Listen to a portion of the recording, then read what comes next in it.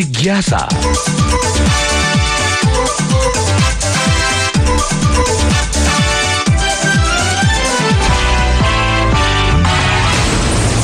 जिज्ञासा, ज्ञान की रेडियो एक्टिव तरंग।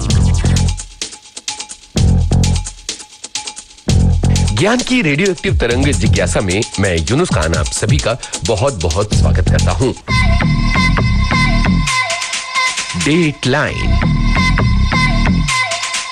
5 जून को मनाया गया विश्व पर्यावरण दिवस और आज जिज्ञासा कार्यक्रम में हम आपको बता रहे हैं कि हम अपने तय क्या कर सकते हैं पर्यावरण के सुधार के लिए।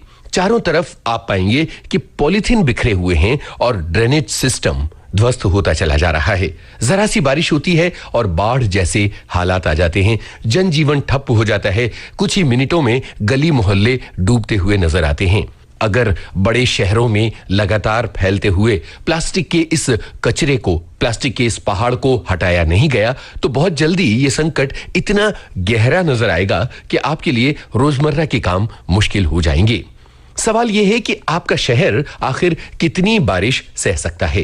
पहले मुंबई की बात करते हैं, जहां से जिज्ञासा के इस कार्यक्रम के लिए मैं बोल रहा हूं। मुंबई में महज 25 मिलीमीटर प्रति घंटे की बारिश ही झेली जा सकती है। इसके बाद शहर में नाव चलाने की नौबत आ जाएगी। देश की राजधानी दिल्ली लगातार 60 मिलीमीटर बारिश प्रति घंटे ही झेल सकती है। दरअसल दिल्ली की ड्रेनेज व्यवस्था को जाम करने का सबसे बड़ा कारण प्लास्टिक का कचरा है और देश में प्लास्टिक का कचरा उत्पादन करने में दिल्ली सबसे ऊपर है। अफसोस की बात यह है कि कोलकाता कुल प्लास्टिक कचरे का 1/10 हिस्सा ही रिसाइकल कर पाता है। सिलिकॉन वैली के नाम से मशहूर बेंगलोर आईटी सेक्टर की वजह से दुनिया भर में वाहवाही और तारीफ बटोरता है, लेकिन यहां भी प्लास्टिक का कचरा इतना बढ़ता चला जा रहा है कि शहर की ड्रेनेज नेटवर्क की क्षमता आधी ही रह गई है। 2015 में बाढ़ का जबरदस्त खतरा झेल चुकी चेन्नई की हालत भी ठीक इसी तरह से है। दिल्ली में 689.52 टन कचरा हर रोज पैदा होता है और यहां रिसाइकलिंग की स्थिति बहुत ही कमजोर है।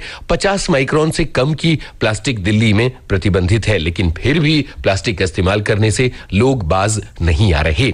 अगर मुंबई में चंद मिनट तक धुआंधार बारिश हो जाए तो यहां की सड़कें समुद्र बन सकती हैं। मुंबई केवल 25 मिलीमीटर प्रति घंटे की बारिश ही झेल सकती है। यहां 9,400 मीट्रिक टन कचरा रोज निकलता है और इसमें से 3% प्लास्टिक का कचरा शामिल है। 1987 किलोमीटर लंबे खुले नालों में से अधिकांश कचरे की वजह से जाम है और बरसाती पानी की निकास प्रणाली यहां 525 किलोमीटर लंबी है। कोलकाता केवल 75 मिलीमीटर बारिश झेलने में सक्षम है और 5% से ज्यादा यहां कचरे का प्लास्टिक होता है। ये जो कचरे का प्लास्टिक है इसका 10वां हिस्सा ही यहां रिसाइकल हो पाता है। बेंगलोर की बारिश झेलने की क्षमता 45 मिलीमीटर प्रति घंटे है। किसी जमाने में यह क्षमता 80 मिलीमीटर प्रति घंटे होती थी, लेकिन 4000 टन कचरा जो रोज पैदा हो रहा है इसमें 20% कचरा प्लास्टिक का है। जाहिर है कि इसलिए शहर की स्थिति बहुत खौफनाक है। लखनऊ में 31% से अधिक नालों में कचरा भरा हुआ है। यहां रोजाना 100 से 120 टन पॉलीथीन का उत्पादन होता है। हैदराबाद में रोजाना 4,500 मीट्रिक टन कचरा निकलता है, जिसमें 5% कचरा प्लास्टिक का है। जाहिर है कि हमारे देश के जो मुख्य शहर हैं उनकी हालत खौफनाक है और इस बारिश में क्या होगा ये तो आने वाला वक्त बताएगा। लेकिन आइए अब मध्य प्रदेश के शहर इंदौर चलते हैं। लगातार दूसरे साल इंदौर सबसे ज्यादा साफ सुथरा शहर बना है। दरअसल इंदौर शहर ने यह पहचान लिया है कि कचरा फैलने का सबसे बड़ा कारण पॉलीथीन है। प्रशासन और नागरिकों ने मिलकर काम किया। सबसे पहले तो कचरा पेटियां हटाई गईं, घर घर कचरा इकट्ठा करने की व्यवस्था को बहुत ही ज्यादा संगठित बनाया गया है और इसलिए आज इंदौर देश का सबसे ज्यादा स्वच्छ शहर बन गया है। यहां सफाई का सिलसिला 24 घंटे चलता है। घर के लोग गीला और सूखा कचरा अलग अलग अपने नगर निगम को सौंपते हैं। क्या हम ऐसा नहीं कर सकते? टाइम मशीन, समय यात्री।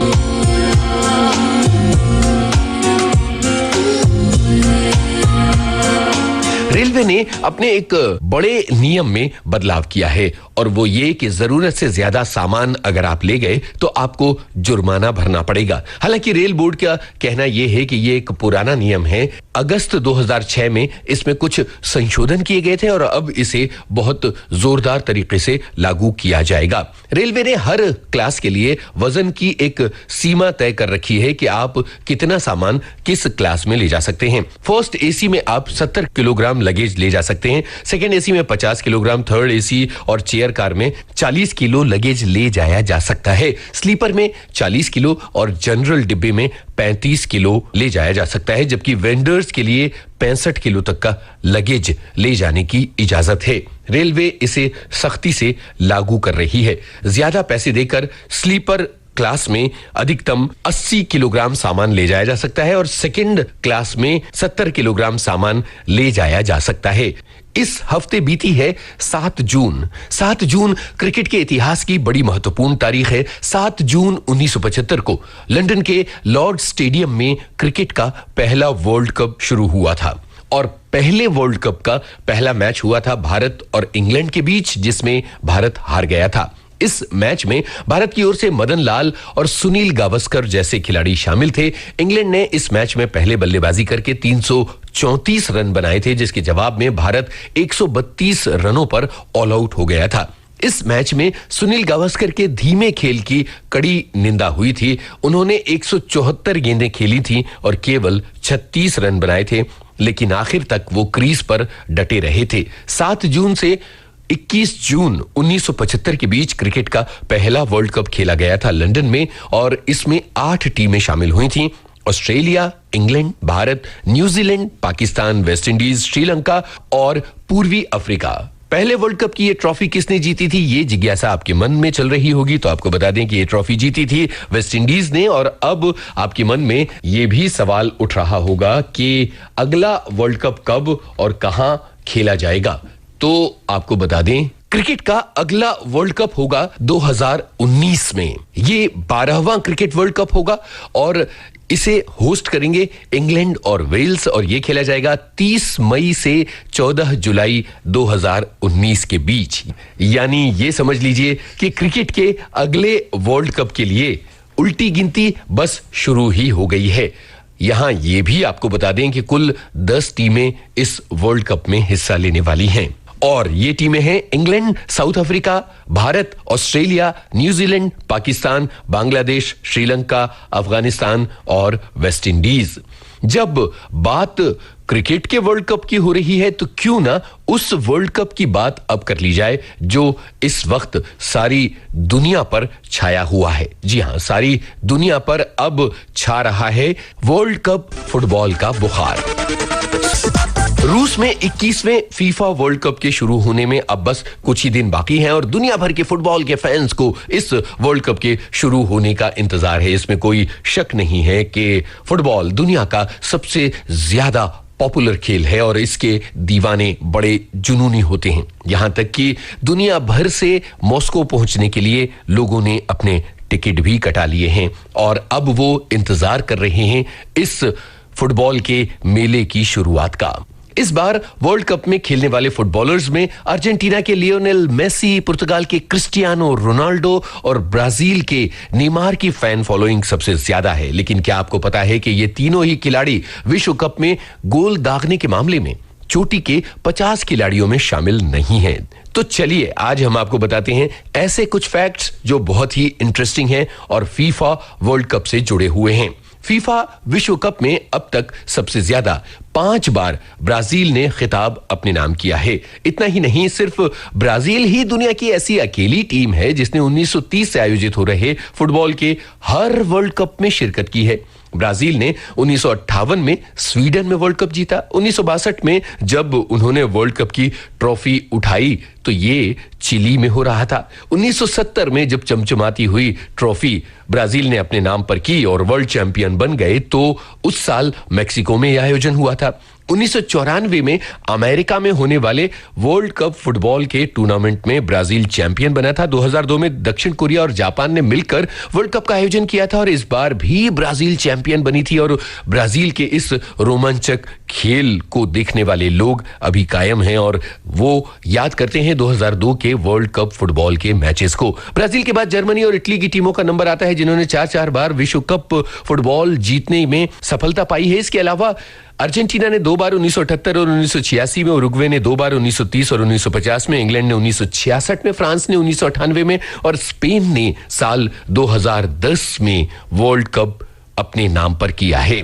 फुटबॉल के इस वर्ल्ड कप का बुखार अब सारी दुनिया पर छाता चला जा रहा है और आने वाले हर जिज्ञासा कार्यक्रम में हमारी कोशिश ये रहेगी कि हम वर्ल्ड कप फुटबॉल की खबरें आपको बताएं और रिकॉर्ड्स भी आपको बताते चले जाएं, बहुत ही दिलचस्प फैक्ट्स भी आपके लिए पेश करते चले जाएं। फिलहाल तो ये जान लीजिए कि फुटबॉल विश्व कप में सबसे ज्यादा गोल दागने का रिकॉर्ड है जर्मनी के पूर्व स्ट्राइकर का, जिनका नाम है मिरोस्लाव क्लोसे। इन्होंने 4 वर्ल्ड कप खेले, 24 मुकाबले खेले और सबसे ज्यादा 16 गोल दागे। इसके पीछे हैं ब्राजील के Cristiano Ronaldo, 3 world cup, 19 match और 15 गोल।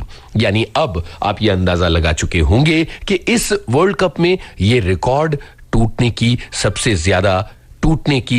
ज्यादा संभावना है।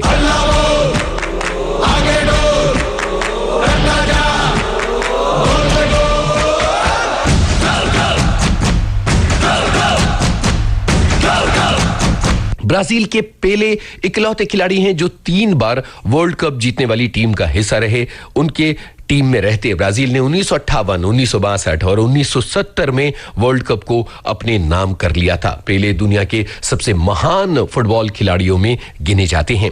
मेक्सिको के गोलकीपर हुए हैं एंटोनियो कार्बजल, जर्मनी के मिडफील्डर लोथार मथायस और इटली के गोलकीपर गियानलुगी बफन ने सबसे ज्यादा 5-5 बार फीफा वर्ल्ड कप में शिरकत की है। अगर इटली की टीम 2018 के वर्ल्ड कप के लिए क्वालिफाई कर पाती तो बफन सबसे ज्यादा वर्ल्ड कप खेलने वाले खिलाड़ी बन चुके होते, लेकिन अफसोस कि इटली की टीम इस वर्ल्ड कप से बाहर है। फीफा वर्ल्ड कप में जर्मनी के मिडफील्डर लोथार मथायस ने सबसे ज्यादा मैच खेले हैं। मथायस ने कुल 5 वर्ल्ड कप खेले और कुल 25 मैच इन्होंने खेले हैं, जिसमें जर्मनी ने 15 मैच जीते, 6 मैच ड्रॉ हुए और 4 बार जर्मनी को हार का सामना करना पड़ा। अब जरा एक बहुत ही इंटरेस्टिंग रिकॉर्ड के बारे में आपको बता दें। वर्ल्ड कप में दिखाए जाने वाले कार्ड्स के बारे में, वो कौन सा खिलाड़ी है जिसने वर्ल्ड कप में सबसे ज्यादा कार्ड्स झेले हैं रेफरी के हाथों?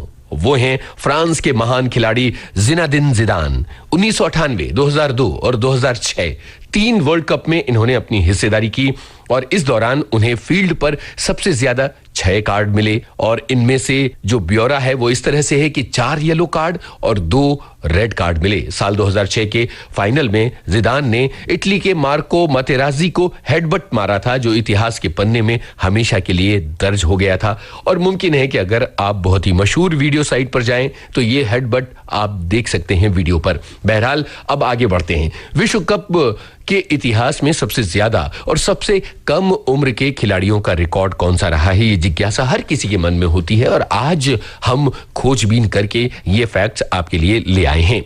कोलंबिया के goalkeeper Farid Mondragon FIFA world cup खेलने वाले सबसे उम्रदराज खिलाड़ी हैं। इन्होंने ब्राजील में 2014 वर्ल्ड कप में जापान के खिलाफ जब मैच खेला था तब उनकी उम्र थी 43 साल और 3 दिन और नॉर्दर्न आयरलैंड के footballer Norman Whiteside FIFA world cup में खेलने वाले सबसे कम उम्र के खिलाड़ी। 1982 के वर्ल्ड कप में यूगोस्लाविया के खिलाफ जब उन्होंने मैच खेला तो उनकी उम्र थी 17 साल 1 महीने और 10 दिन। ये उनका पहला मैच था।